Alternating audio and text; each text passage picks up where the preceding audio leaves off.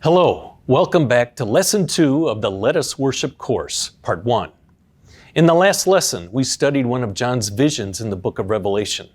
In this lesson, we'll go back to the first book of the Bible to consider Genesis and the tree of the knowledge of good and evil.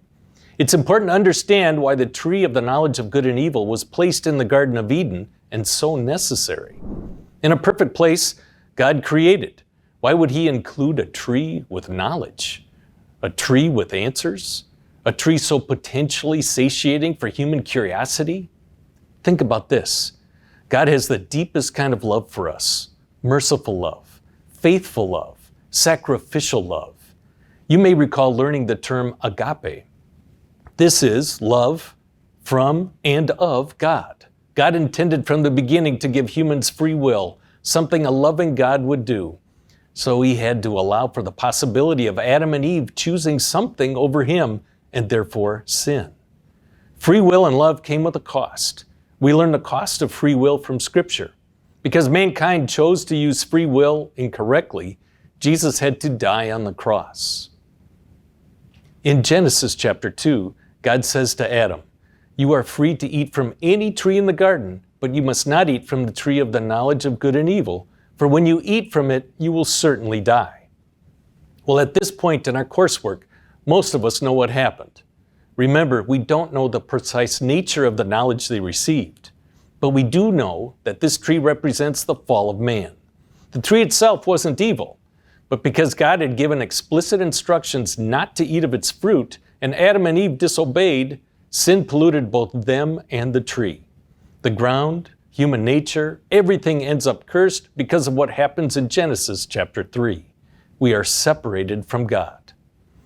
However, our Creator, the Creator of the universe, wants to be personally involved with each of us. He designed it that way from the very beginning.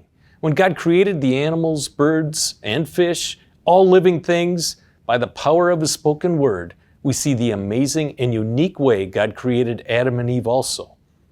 Genesis chapter 2, verse 7 says, "Then the Lord God formed a man from the dust of the ground and breathed into his nostrils the breath of life, and the man became a living being."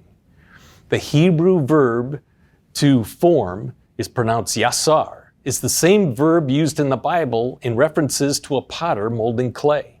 It means Adam is formed with a special connection to God. God breathed His own breath into Adam to bring him to life with an eternal soul. We too are created with a special relationship with God. Let's continue in the book of Genesis with the creation of Eve. "So the Lord God caused the man to fall into a deep sleep, and while he was sleeping, He took one of the man's ribs and then closed up the place with flesh. Then the Lord God made a woman from the rib He had taken out of the man." Adam and Eve were originally created sinless. They were formed with the knowledge of God's love and will for humankind. They were indeed holy. In the relationship between the created to their Creator, Adam and Eve naturally want to worship the God who gave them life. As we are blessed with life, we want to worship our Creator also. Psalm 96 says, "Ascribe to the Lord, all you families of nations. Ascribe to the Lord glory and strength. Ascribe to the Lord the glory due His name. Bring an offering and come into His courts. Worship the Lord in the splendor of His holiness. Tremble before Him, all the earth." So, what does the tree of the knowledge of good and evil have to do with the study of worship? In the middle of the Garden of Eden, God provided an opportunity for Adam and Eve to worship Him. They could eat from any other tree in the garden except the tree of the knowledge of good and evil. Listening to God would be a demonstration of their love for their Creator. Martin Luther explains, "This tree of the knowledge of good and evil was Adam's church, his altar, his pulpit. Here he was to yield to God the obedience he owed, to give recognition to the word and will of God, to give thanks to God, and to call upon God for aid against temptation." When Adam and Eve fell for the temptations of the devil and brought sin and death into the world, their perfect relationship with their loving Creator was ruined. But as we know, God did not abandon His own creations.